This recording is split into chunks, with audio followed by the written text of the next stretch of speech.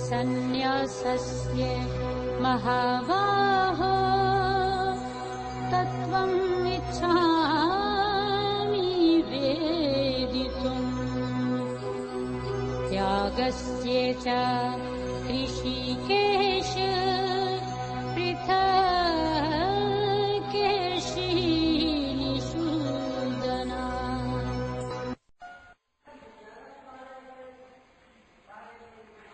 श्रीमद् भगवद गीता 18वां अध्याय तत्व विषयक अंतिम उद्गार। श्लोक 1। अर्जुन ने कहा, हे महाबाहो, हे ऋषिकेश, हे केशी निषूदन, मैं संन्यास और त्याग के तत्व को पृथक पृथक जानना चाहता हूँ।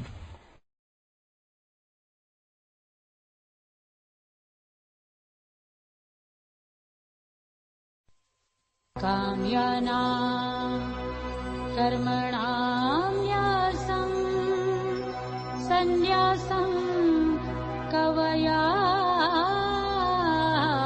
विदुः सर्वकर्म फलत्यागं प्राहुः त्यागं विचक्षणाः। श्लोक 2।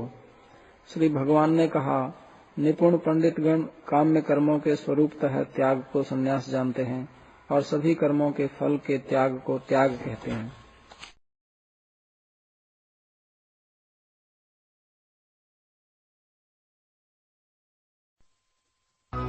त्याज्यं दोषवत् इति एके कर्म प्राहुः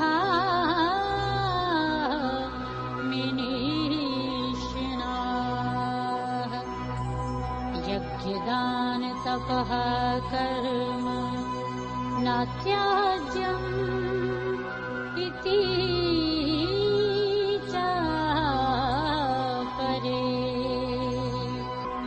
श्लोक 3। सांख्यवादी कोई मनीषी ऐसा कहते हैं कि कर्म मात्र दोष युक्त है, अतः ये त्यागने योग्य हैं, और दूसरे मीमांसक ऐसा कहते हैं कि यज्ञ दान तपस्या आदि कर्म त्यागने योग्य नहीं है।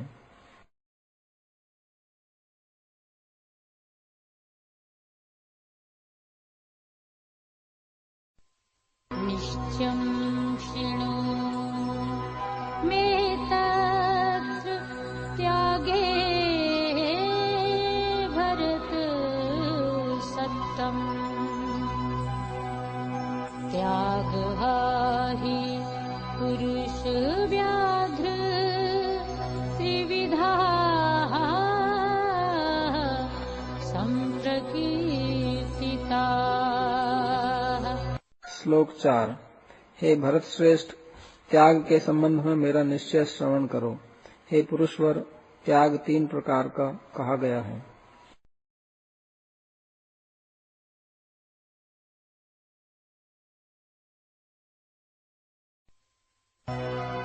यज्ञदान तपः कर्म न त्याज्यं कार्यम् एव तत् यज्ञः दानं तपः चैव पावनानि मनीषिणाम्। श्लोक 5। यज्ञ दान और तपस्या रूप कर्म स्वरूपतः त्याज्य नहीं है, ये कर्तव्य कर्म है। यज्ञ दान और तपस्या मनुष्यों के चित्त को शुद्ध करने वाली है।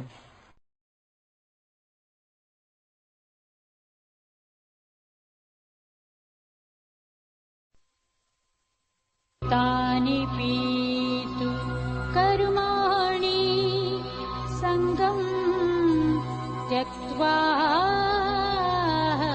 फलानि च कर्तव्यानीति मे पार्थ निश्चितं मतम् उत्तमम्। श्लोक 6। हे पार्थ, ये सभी कर्म भी कर्तापन के अभिमान और फलाकांक्षा से रहित होकर करना ही कर्तव्य है। यह मेरा निश्चित उत्तम मत है।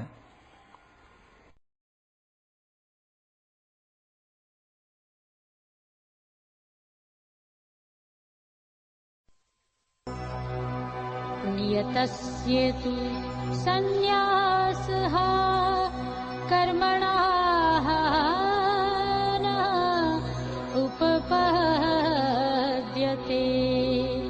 मोहात् तस्य परित्यागः तामसाः परिकीर्तिताः। श्लोक 7। किंतु नित्य कर्म का संन्यास उचित नहीं है। मोहवश उसका परित्याग तामसिक कहलाता है।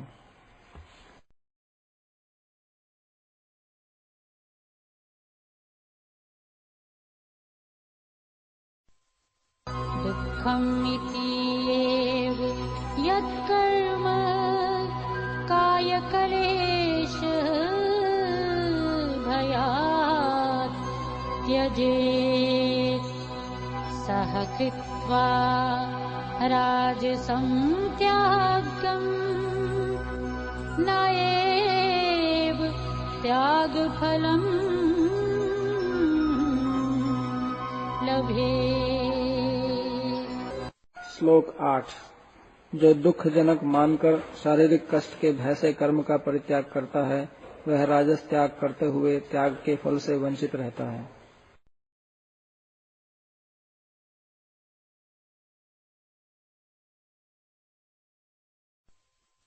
कार्यमिति एव यत्कर्म नियतं क्रियते अर्जुन संगं त्यक्त्वा फलं च ये सः त्यागः सात्विका मताः। श्लोक 9। हे अर्जुन, कर्तापन के अभिमान और फल कामना को त्याग कर कर्तव्य समझकर जो नित्य कर्म किया गया, वह सात्विक त्याग माना गया है।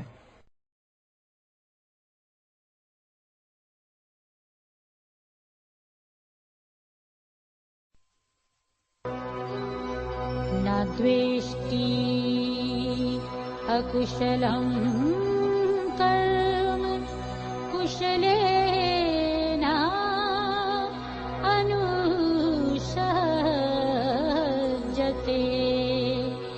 त्यागी सत्व समाविष्टाः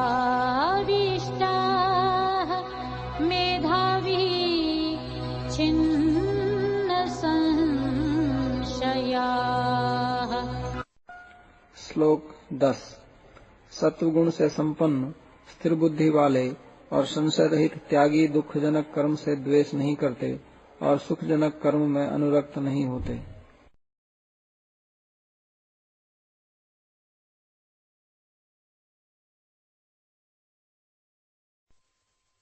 नाहि देहभृता शक्यं त्यक्तुं कर्माणि अशेषतः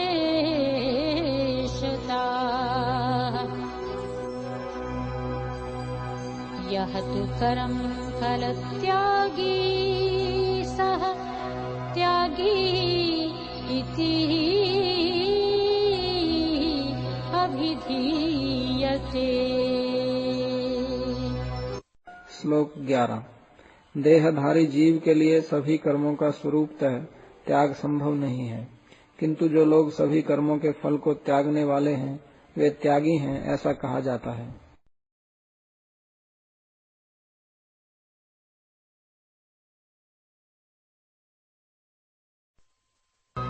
अनिष्टम् इष्टम् मिश्रं च त्रिविधं कर्मणाः फलं भवति अत्यागिना प्रेत्या सन्न्यासिनां कच्चित्। श्लोक 12। पूर्वोक्त त्याग रहित व्यक्तियों के देह त्याग के बाद उन्हें 3 प्रकार का फल प्राप्त होता है, नारकित्व, देवत्व और मनुष्यत्व, किंतु सन्यासियों का कदापि ऐसा नहीं होता।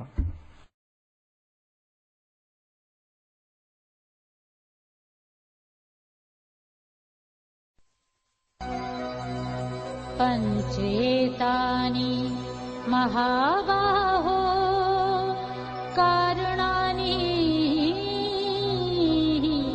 निबोध मे।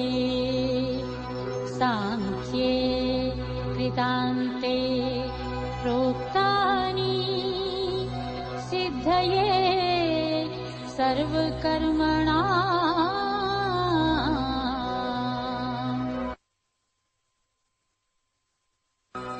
अधिष्ठानं तथा कर्ता करणं च पृथग्विधम्। विविधाः च पृथक् चेष्टाः दैवं च एव अत्र पंचमम्। श्लोक 13। हे महाबाहो, कर्म को समाप्त करने वाले वेदांत शास्त्र में सभी कर्मों की सिद्धि के लिए जो 5 कारण कहे गए हैं उन्हें मुझसे श्रवण करो। श्लोक 14। देह, कर्ता, इंद्रियां और विविध चेष्टाएं तथा पंचम स्थानीय सर्व प्रेरक अंतर्यामी वेदांत में ये 5 कारण कहे गए हैं।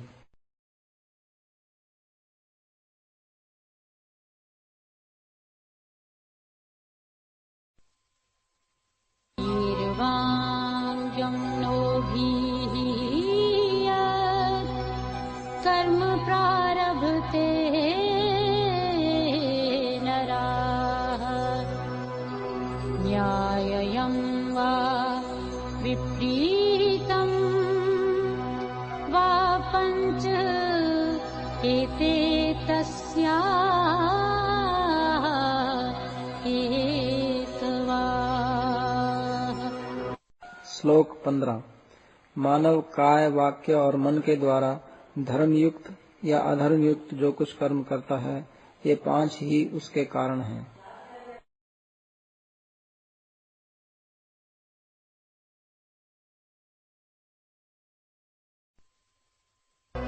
तत्र एवं सति कर्तारम् आत्मानं केवलम् यः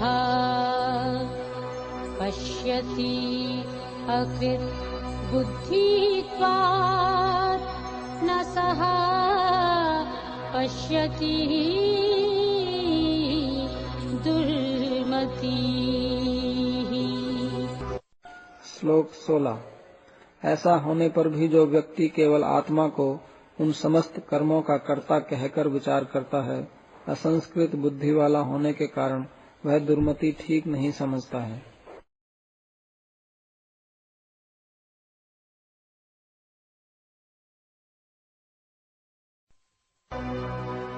यस्येन अहङ्कृतः भावः बुद्धिः यस्येन लिप्यते हत्वापि सः इमान् लोकान् न हन्ति न निबध्यते।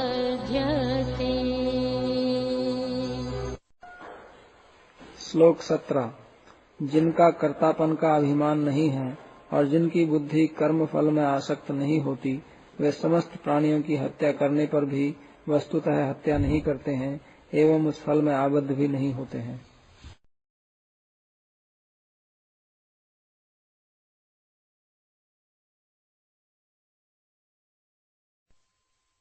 ज्ञानं ज्ञेयं परिज्ञाता त्रिविधा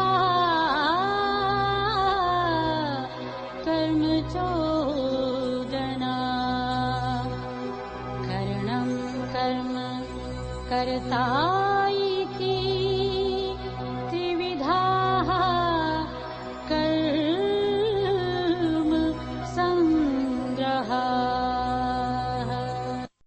श्लोक 18। ज्ञान, ज्ञेय और परिज्ञाता ये तीन कर्म प्रवृत्ति के कारण हैं। करण, कर्म और कर्ता ये तीन कर्म के आश्रय हैं।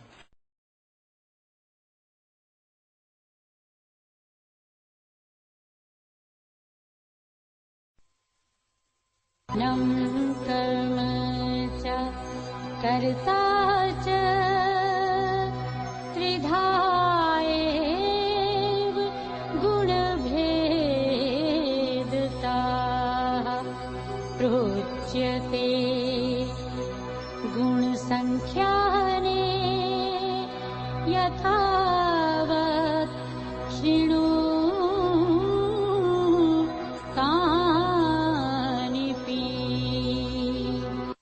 श्लोक 19। गुण निरूपक सांख्य शास्त्र में सात्विक आदि के भेद से ज्ञान, कर्म और कर्ता भी तीन प्रकार के कहे गए हैं। तुम उन सबको भी यथावत मुझसे सुनो।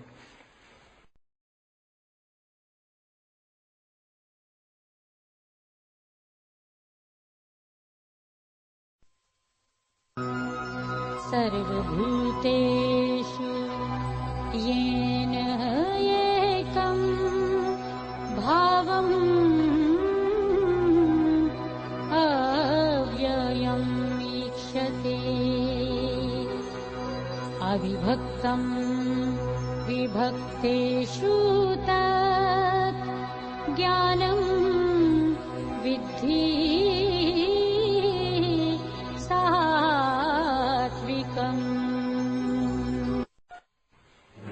श्लोक 20। जिस ज्ञान द्वारा परस्पर भिन्न मनुष्य, देव, पशु, पक्षी आदि के शरीर में नाना प्रकार के फलों को भोगने के लिए वर्तमान एक जीवात्मा को अखंड और अव्यय रूप में देखा जाए, अर्थात परस्पर भिन्न होने पर भी चित्त गुण में एक समान उपलब्ध किया जाए, उस ज्ञान को सात्विक जानो।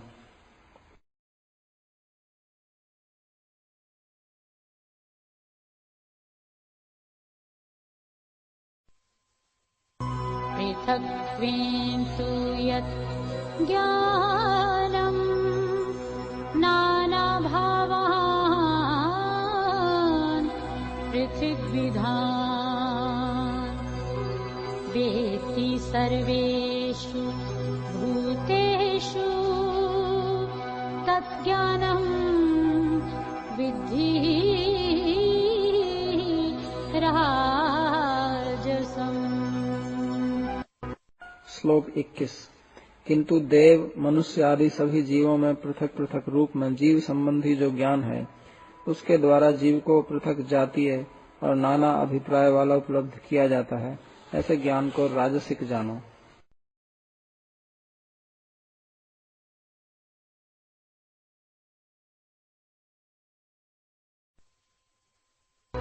यत्तु कृत्सन्वत् एकस्मिन् कार्ये सक्तम् अहेतुकम् अतत्त्वार्थवत् अल्पम् च तत् तामसम् उदाहृतम्। श्लोक 22। और जो ज्ञान स्नान, भोजन आदि दैहिक कार्यों को पूर्ण मानकर उसमें आविष्ट करा देता है, जो युक्ति रहित, तत्वार्थ रहित और पशु आदि की भांति तुच्छ है, वह तामसिक ज्ञान कहलाता है।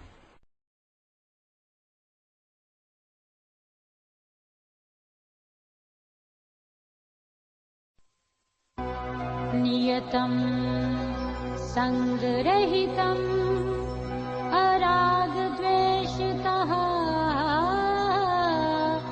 आकृतम् अफलप्रेप्सुना कर्म यत्तत् सात्विकम् उच्यते। श्लोक 23। जो नित्य कर्म फल कामना से रहित व्यक्ति द्वारा आसक्ति शून्य होकर तथा राग द्वेष से रहित होकर किया जाता है, वह सात्विक कर्म कहलाता है।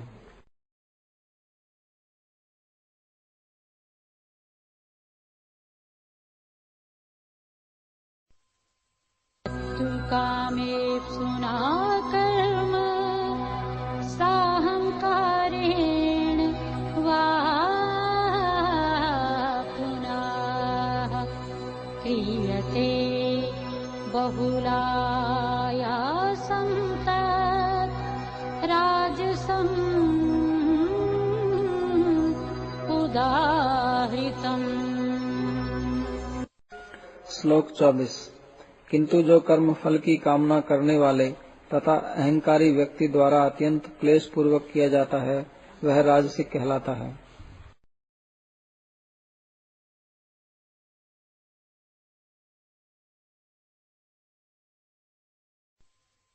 अनुबंधं क्षयं हिंसा अन्वेक्ष्य च पौरुषम् मोहात् आरभ्यते कर्म यत्तत्तामसम् उच्यते। श्लोक 25। जो कर्म भावी क्लेश, धर्म ज्ञान आदि के नाश, आत्मनाश या परपीड़न के लिए किया जाए तथा अपने सामर्थ्य की आलोचना नहीं कर मोहवश किया जाए वह तामसिक कहलाता है।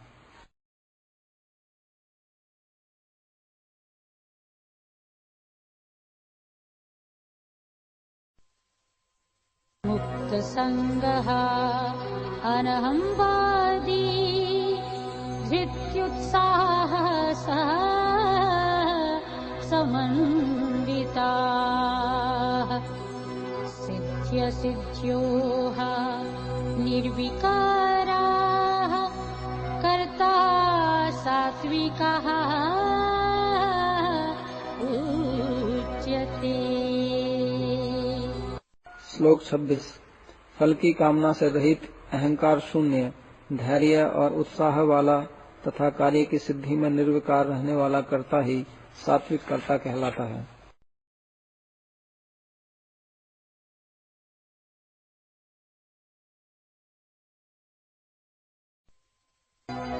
रागी कर्मफल प्रेप्सुहा लुब्धः हिंसात्मकाः अशुचिः हर्षशोकान्विताः आकर्ता राजसः परिकीर्तिताः।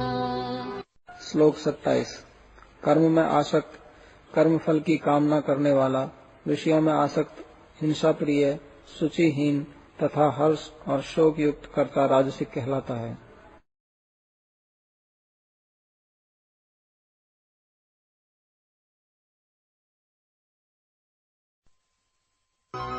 अयुक्ताः प्रकृताः स्तब्धाः शठः नैष्कृतिकाः अलसाः विषादी दीर्घसूत्री च कर्ता तामसा उच्यते। श्लोक 28। अनुचित कार्य प्रिय, स्वभाव के अनुसार चेष्टा युक्त, अनम्र, शठ, दूसरे का अपमान करने वाला, आलसी, शोकमग्न और दीर्घ सूत्री कर्ता तामसिक कहलाता है।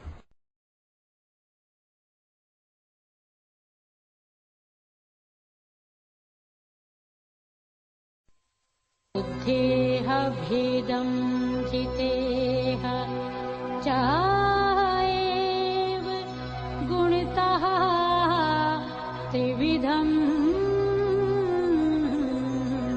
शृणु रोच्यमानम् अशेषेण पृथक्त्वेन धनञ्जय।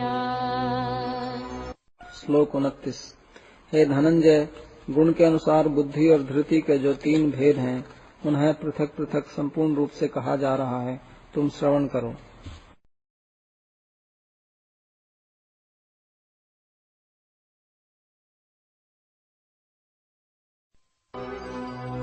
प्रवृत्तिं च निवृत्तिं च कार्यकार्ये भयाभये बन्धं मोक्षं च या वेत्ति बुद्धि सा पार्थ सात्विकी। श्लोक 30। हे पार्थ, जो बुद्धि प्रवृत्ति निवृत्ति कार्य कार्य भय अभय तथा बंधन मोक्ष को जान सकती है, वह सात्विकी बुद्धि है।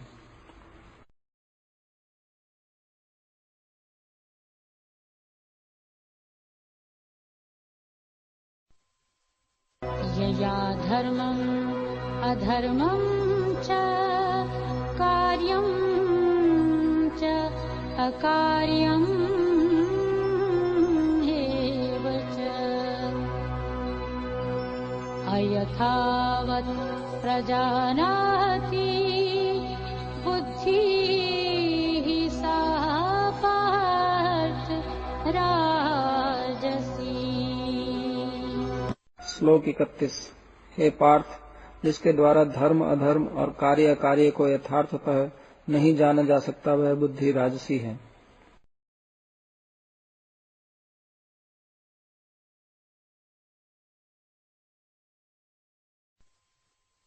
धर्मम् इति या मन्यते तमसा आवृता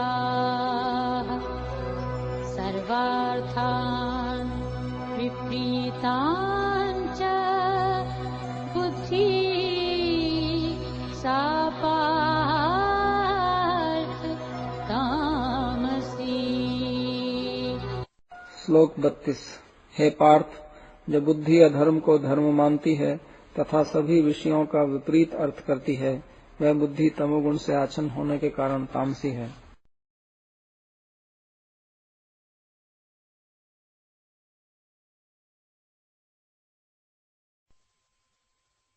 धृत्यायया धार्यते मनः प्राणेन्द्रिया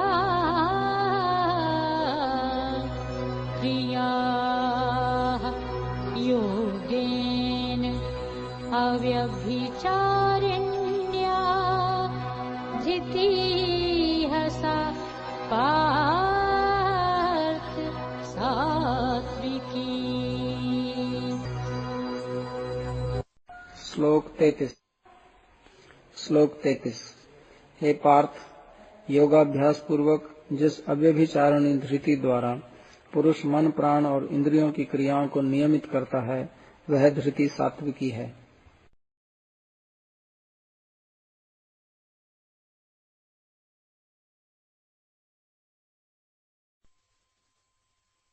तु धर्म कामार्थान् धृत्या धार्यते अर्जुन प्रसंगेन फलाकांक्षी धृतिः सा पार्थ राजसी। श्लोक 34। हे पार्थ, हे अर्जुन, आसक्तिवश फलाकांक्षी होकर पुरुष जिस धृति द्वारा धर्म काम और अर्थ को धारण करता है, वह धृति राजसी है।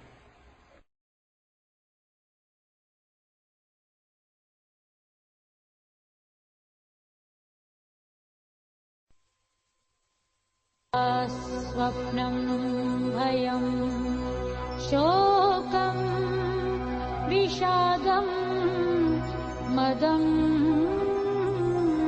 एव च न विमुञ्चति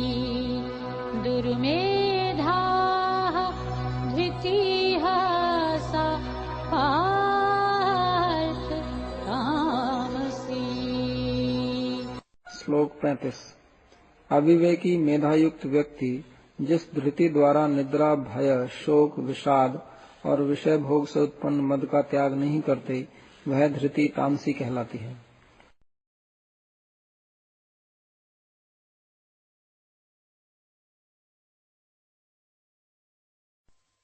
सुखं तु इदानीं त्रिविधं शृणु मे भरतर्षभ।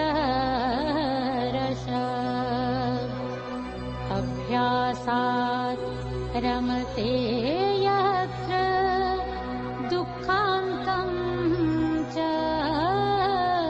निगच्छति।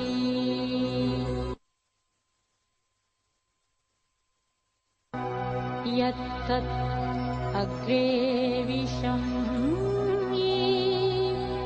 परिणामे अमृतोपमम्।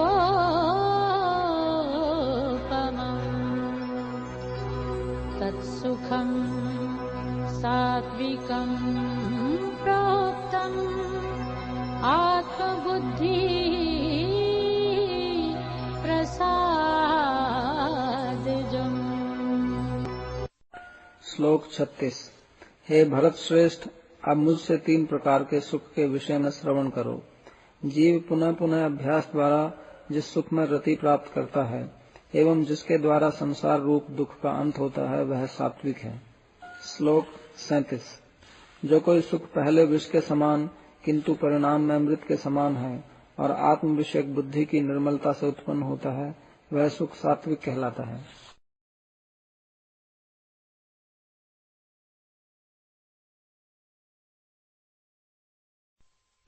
विषयेन्द्रिय संयोगात् यत्तत् अग्रे अमृतोपमम्। परिणामे विषम् इव तत् सुखम् राजसम् स्मृतम्। श्लोक 38। विषय और इंद्रियों के संयोग से जो सुख उत्पन्न होता है वह पहले तो अमृत के समान होता है किंतु परिणाम में विष के समान होता है। उस सुख को राजसिक सुख कहते हैं।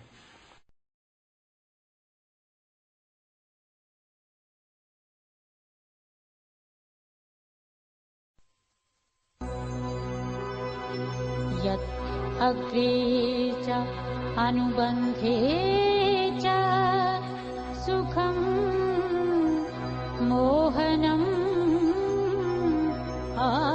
आत्मनाः निद्रालसे प्रमादोत्थम् तत्तामसम् उदाहीतम्। श्लोक 39। जो सुख पहले तथा बाद में आत्मा के स्वरूप को आवृत करने वाला है, निद्रा, आलस्य, प्रमाद आदि से उत्पन्न होता है, वह सुख तामसिक कहलाता है।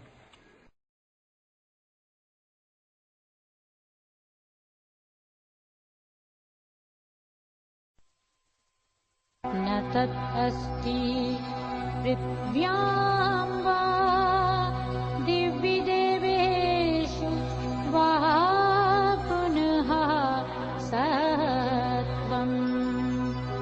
प्रकृतिजैः मुक्तं यत् एभिः स्यात् त्रिभिः गुणैः। श्लोक 40। पृथ्वी में अर्थात मनुष्य आदि में अथवा स्वर्ग में, इतना ही नहीं देवगण में भी वैसा कोई प्राणी या वस्तु नहीं है जो प्रकृति से उत्पन्न इन 3 गुणों से मुक्त हो।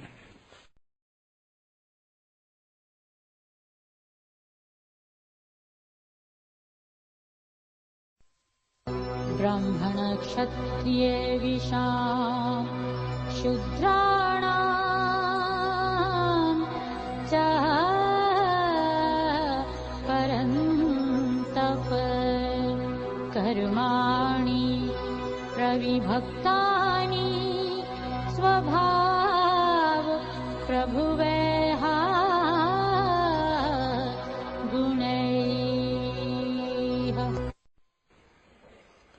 श्लोक 41।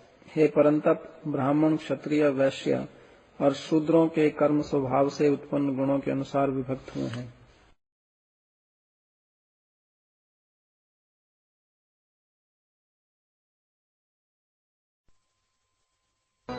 शमः दमः तपः शौचम् क्षान्तिः आर्जवम्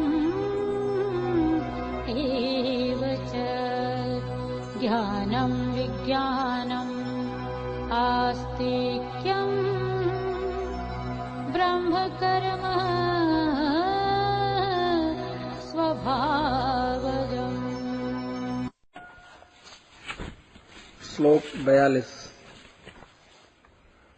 शम, दम, तप, शौच, सहिष्णुता, सरलता, ज्ञान, विज्ञान और आस्तिकता ये सब ब्राह्मणों के स्वभाव से उत्पन्न कर्म हैं।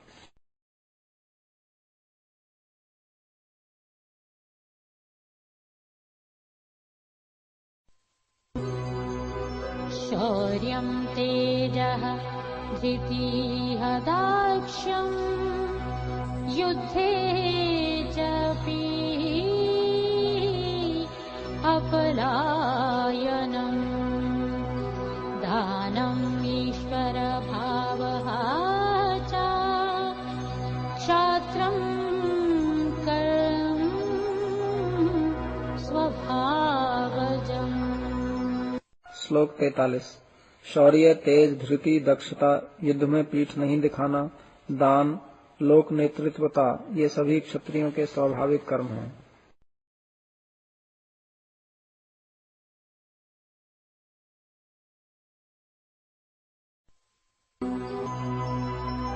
कृषि गौरक्ष्य वाणिज्यम् वैश्यकर्म स्वभावजम् परिचर्यात्मकम् कर्म शूद्रस्येऽपि स्वभावजम्। श्लोक 44। कृषि, गोरक्षा, वाणिज्य आदि वैश्यों के स्वाभाविक कर्म हैं। दूसरे की परिचर्या रूप कर्म शूद्रों के लिए स्वाभाविक है।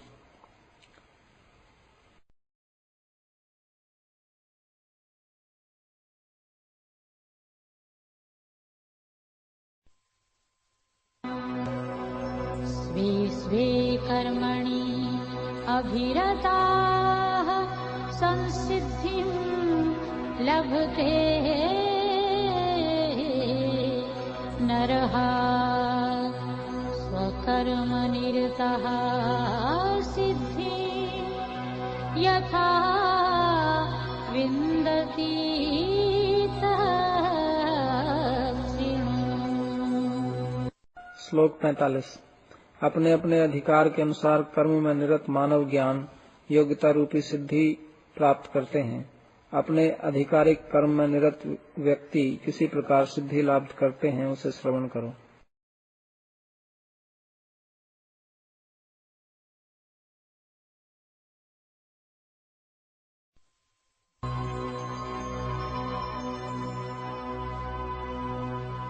यतः प्रवृत्तिः भूतानां येन सर्वम् इदं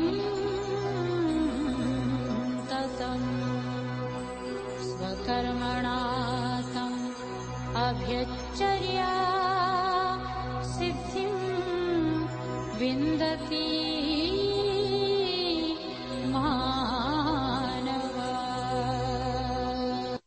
श्लोक 46। जिनसे जीवों की उत्पत्ति होती है, जिनसे यह समग्र जगत व्याप्त है, मानव अपने कर्म द्वारा उन परमेश्वर का अर्चन कर सिद्धि प्राप्त करता है।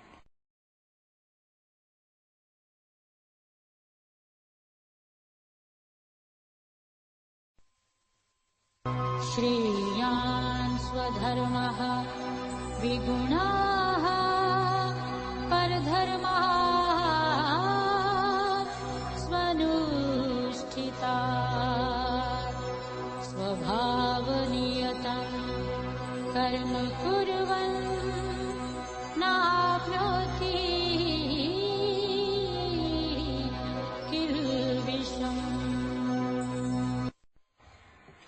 श्लोक 47। उत्तम रूप से अनुष्ठित दूसरे धर्म की अपेक्षा अनुत्तम रूप से अनुष्ठित निकृष्ट स्वधर्म ही कल्याणजनक है। मानव स्वभाव विहित कर्म कर किसी पाप को प्राप्त नहीं होता।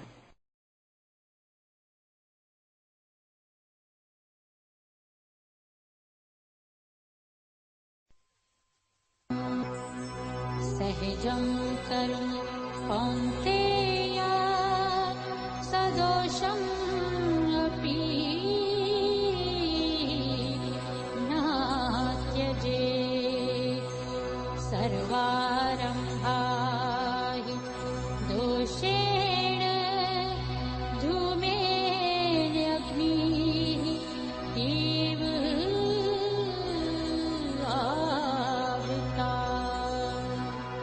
श्लोक 48। हे कौन्तेय, दोष युक्त होने पर भी स्वाभाविक कर्म नहीं त्यागना चाहिए, क्योंकि सभी कर्म दोष के द्वारा उसी प्रकार आवृत हैं जिस प्रकार आग धुएं के द्वारा।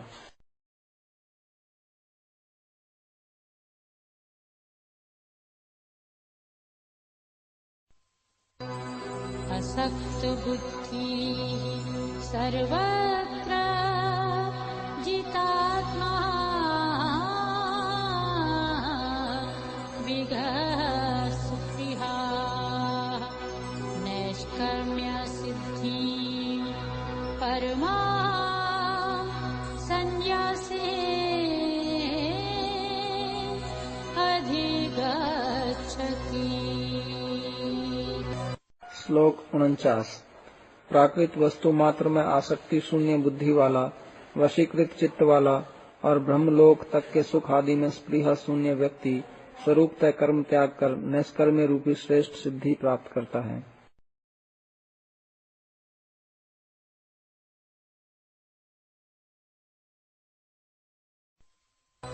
सिद्धिं प्राप्त्याः यथा ब्रह्म तथाप्नोति निबोध मे। समासेनैव कौन्तेय निष्ठा ज्ञानस्य या परा। श्लोक 50। हे कौन्तेय, सिद्धि प्राप्त व्यक्ति जिस उपाय से ब्रह्म को प्राप्त करते हैं, जो कि ज्ञान की परम गति है, उस उपाय को मुझसे संक्षेप में सुनो।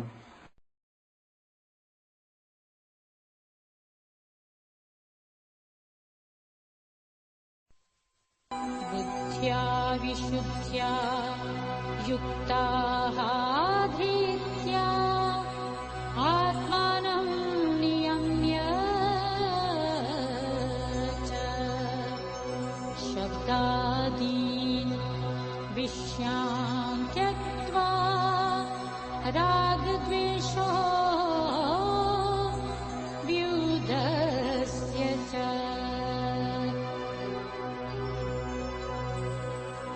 विविक्तसेवी लघ्वाशी यत्त्वकायमानसा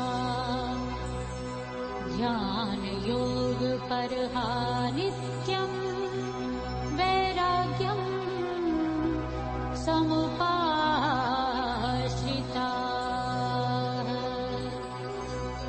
अहङ्कारं बलं दर्पं कामं क्रोधं परिग्रहं विमुच्य निर्ममः शान्ताः ब्रह्मभूयाय कल्पते। श्लोक 51, 52 और 53। विशुद्ध बुद्धि युक्त होकर धृति द्वारा मन को संयत कर शब्द आदि विषय समूह का परित्याग कर राग द्वेष दूर कर पवित्र निर्जन स्थानवासी होकर अल्पाहार पूर्वक काय मनोवाक्य संयत कर सर्वदा भगवत चिंता परायणता रूप योग और वैराग्य का आश्रय कर अहंकार बल दर्प काम क्रोध और परिग्रह त्याग पूर्वक निर्मम और उपशम प्राप्त पुरुष ब्रह्मानुभव के योग्य होते हैं।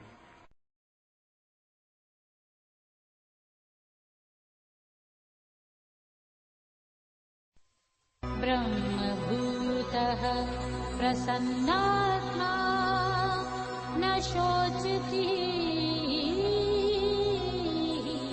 न काङ्क्षति समः सर्वेषु भूतेषु मद्भक्तिं लभते पराम्। श्लोक 54। ब्रह्म में अवस्थित प्रसन्नचित्त व्यक्ति न तो शोक करते हैं और न ही आकांक्षा करते हैं। वे सभी भूतों में समदर्शी होकर प्रेम लक्षण युक्त मेरी भक्ति प्राप्त करते हैं।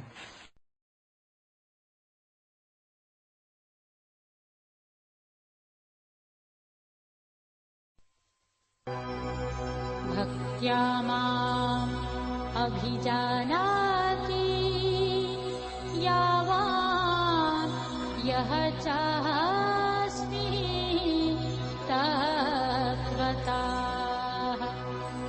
ततः मां तत्त्वतः ज्ञात्वा विशते तदनन्तरम्। श्लोक 55। मैं जिस प्रकार विभूति संपन्न हूँ और मेरा जो स्वरूप है उसे वे भक्ति द्वारा ही तत्वतः जान सकते हैं। उस प्रेमा भक्ति के बल से मुझे तत्वतः जानकर वे मेरी नित्य लीला में प्रवेश करते हैं।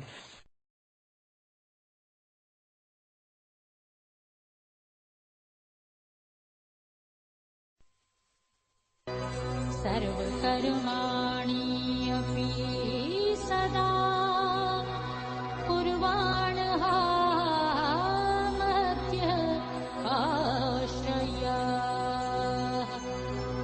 मत्प्रसादात् अवाप्नोति शाश्वतं पदम् अव्ययम्। श्लोक 56। मेरे एकांत भक्त सर्वदा समस्त कर्म करने पर भी मेरी कृपा से नित्य अव्यय वैकुंठ धाम प्राप्त करते हैं।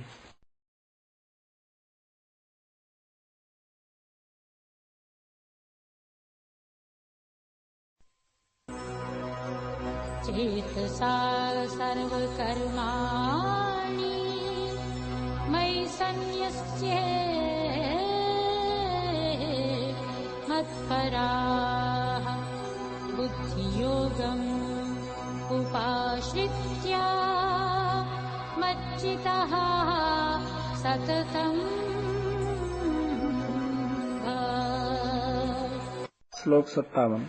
कर्तापन के अभिमान से रहित चित्त द्वारा सभी कर्म मुझे समर्पित कर तथा मेरे परायण होकर निश्चयात्मिका बुद्धि योग का आश्रय करते हुए सर्वदा मुझ में चित्त वाला हो।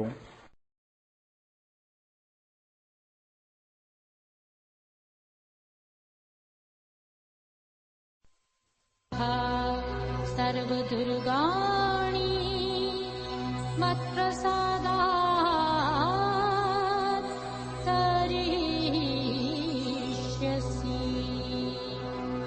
अथ चेतत्वम् अहङ्कारात् न शोष्यसि विनङ्क्ष्यसि।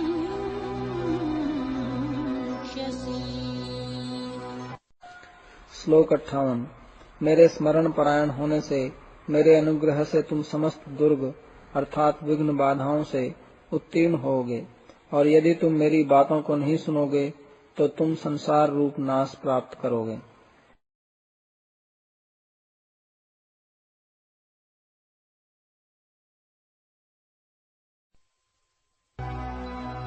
यत् अहङ्कारम् आश्रित्य न योतस्येति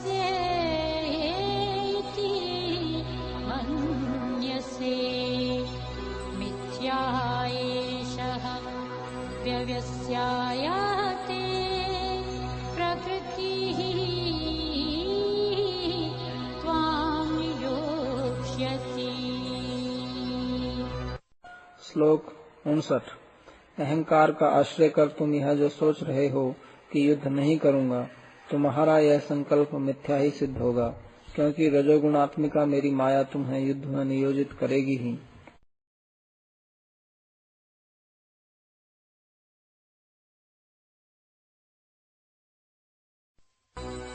स्वभावजेन कौन्तेय निबद्धः स्वेन कर्मणा कर्तुं नैच्छसि यत् मोहात् करिष्यसि अवशः पीतः। श्लोक 60। हे कौन्तेय, मोहवश अभी तुम जिस कार्य को नहीं करना चाहते हो, स्वभावजात स्वकर्म द्वारा नियंत्रित होकर अवश्य ही उसे करने के लिए प्रवृत्त होगे।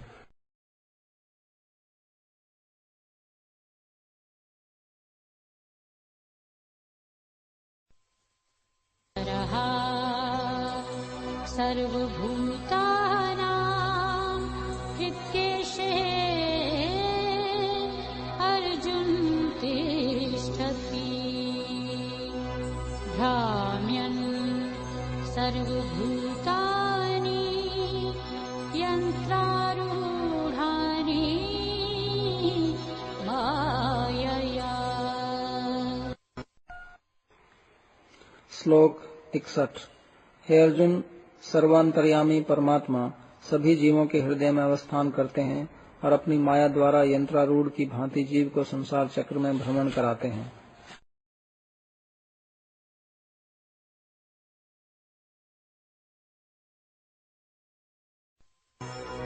तम एव शरणं गच्छ सर्वभावे भारत तत्प्रसादात् परां शान्तिं स्थानं प्राप्स्यसि शाश्वतम्। श्लोक 62। हे भारत, सभी प्रकार से उन ईश्वर के ही शरण में जाओ, उनकी कृपा से परम शांति और नित्य धाम प्राप्त करोगे।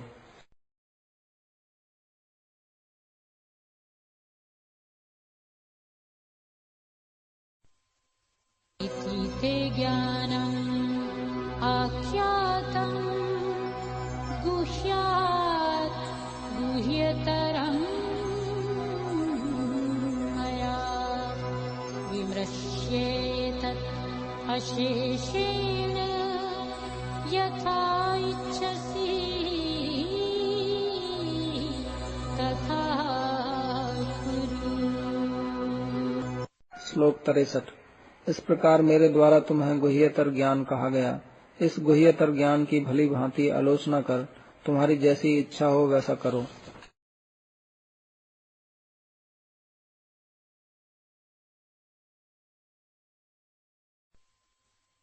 सर्वगुह्यतमं भूयात् शृणु मे परमं वचः इष्टासि मे दृढम् इति ततः वक्ष्यामि ते हितम्। श्लोक 64। सबकी अपेक्षा अत्यंत गोपनीय मेरा परम वाक्य है, पुनः श्रवण करो।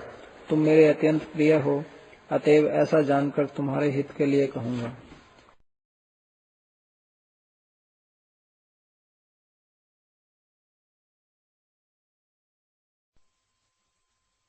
मन्मना भव मद्भक्ताः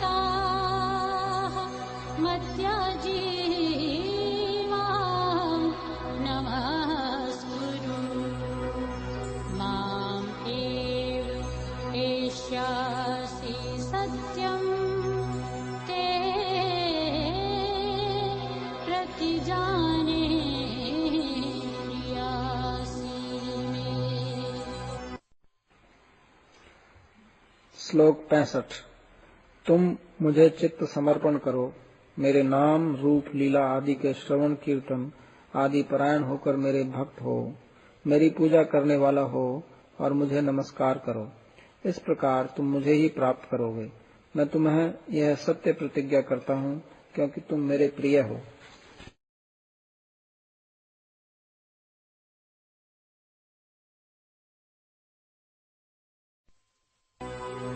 सर्वधर्मान् परित्यज्य मामेकम् शरणं व्रज।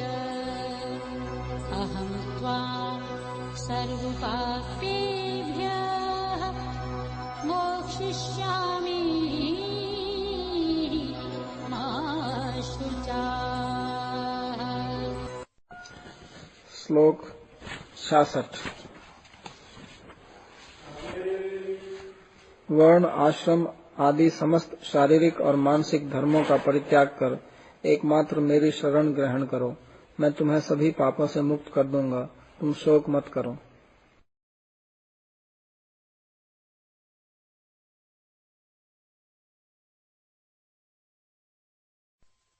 तेन अतपस्काय न भक्ताय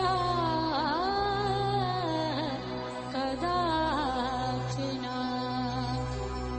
न च अश्रुश्रवे वाक्यम् न च मां यः अभ्यसूयति। श्लोक 67। इस गीता शास्त्र को तुम कभी भी असंयमित, अभक्त, सेवा विहीन और मुझसे द्वेष करने वाले को नहीं बताना।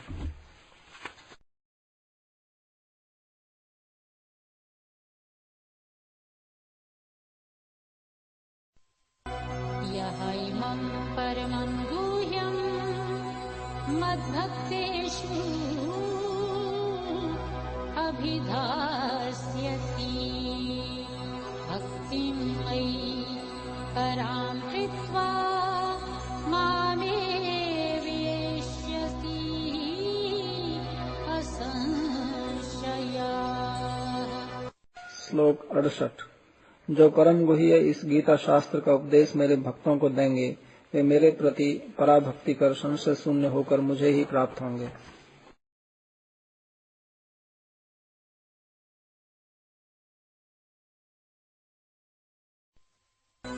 न च तस्मात् मनुष्येषु कश्चित् मे प्रियाकृतम् भविता न च मे तस्मात् अन्यः प्रियतराभुवि।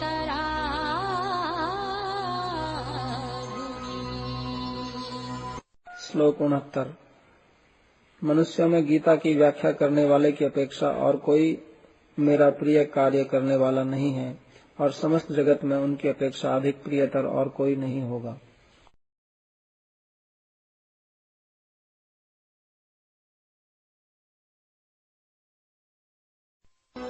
अध्येष्यते च यः इमं धर्मम्यं संवादम् आद्यो ज्ञानयज्ञेन तेनहम् इष्टः स्यामिति मे मतिः। श्लोक 70। और जो व्यक्ति हम दोनों के इस धर्म समन्वित संलाप का अध्ययन करेंगे, उनके द्वारा मैं ज्ञान यज्ञ द्वारा पूजित होऊंगा, ऐसा मेरा अभिप्राय है।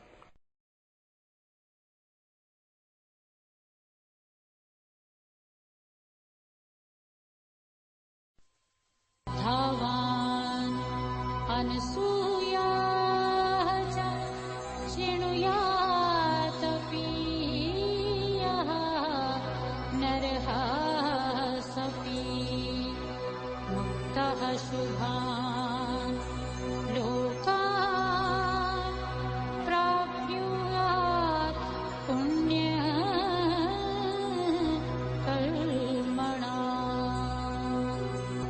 श्लोक 71। जो श्रद्धावान और द्वेष रहित व्यक्ति इसका श्रवण भी करते हैं, वे पाप मुक्त होकर पुण्य कर्मियों को प्राप्त होने वाले शुभ लोकों को प्राप्त करते हैं।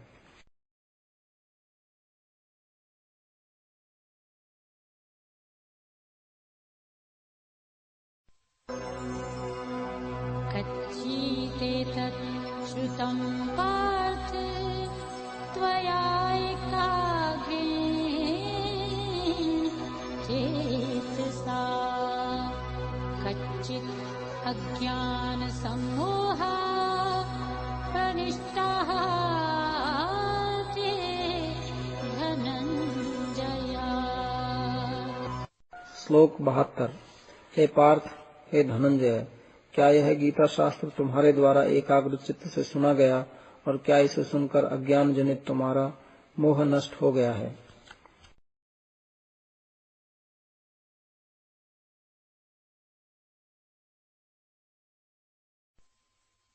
नष्टः मोहः स्मृतिर्लब्धा त्वत्प्रसादात् मया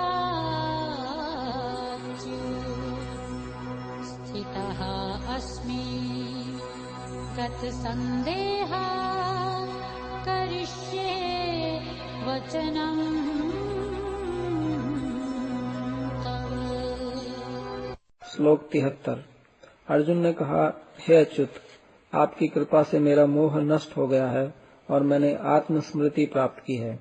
मेरा संदेह दूर हो गया है तथा मैं यथा ज्ञान अवस्थित हूँ। मैं आपकी आज्ञा का पालन करूँगा।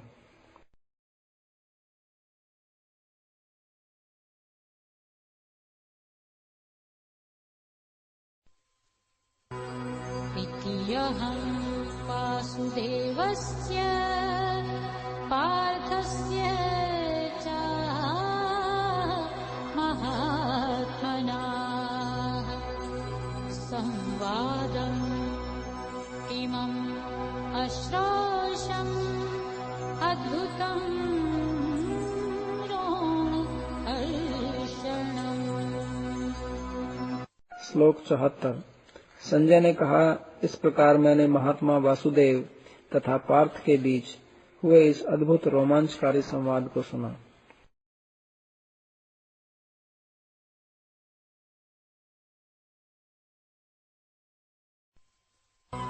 व्यासप्रसादात् श्रुत्वान् एतत् गुह्यम् अहम् परम् योगम् योगेश्वरात् कृष्णात् साक्षात् कथ्यतः स्वयम्। श्लोक 75। श्री व्यासदेव की कृपा से मैंने साक्षात वर्णनकारी स्वयं योगेश्वर श्री कृष्ण से इस परम गुह्य योग को सुना।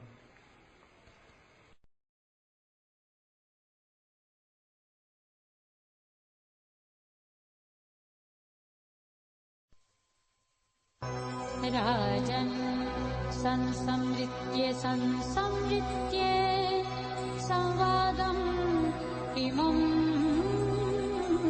अद्भुतम् केष्वार्जुन्योः पुण्यम् इष्यामि च मुहुर्मुहुः। श्लोक 76। हे राजन, श्री केशव और अर्जुन के इस पुण्यमय अद्भुत संवाद को बार बार स्मरण कर मैं बारंबार हर्षित हो रहा हूँ।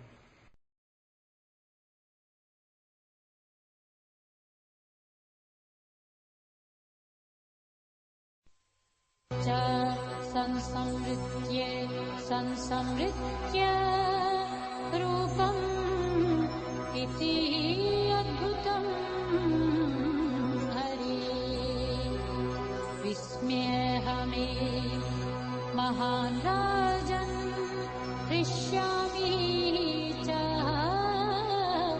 पुनः पुनः। श्लोक 77। हे राजन, श्री हरि के उस अत्यंत अद्भुत रूप का बारंबार स्मरण कर मैं परम विस्मित हो रहा हूँ और पुनः पुनः हर्षित तथा रोमांचित हो रहा हूँ।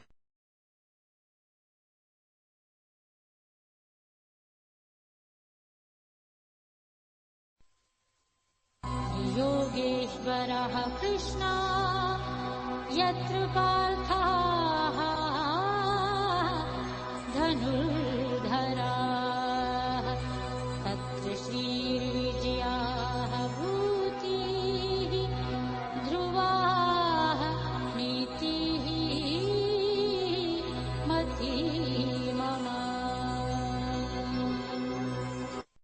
श्लोक 78। जहाँ योगेश्वर श्री कृष्ण तथा धनुर्धर अर्जुन हैं, वहीं श्री विजय, ऐश्वर्य वृद्धि और न्याय परायणता विद्यमान है। यही मेरा निश्चित मत है। इस प्रकार श्रीमद् भगवत गीता संपूर्ण हुई।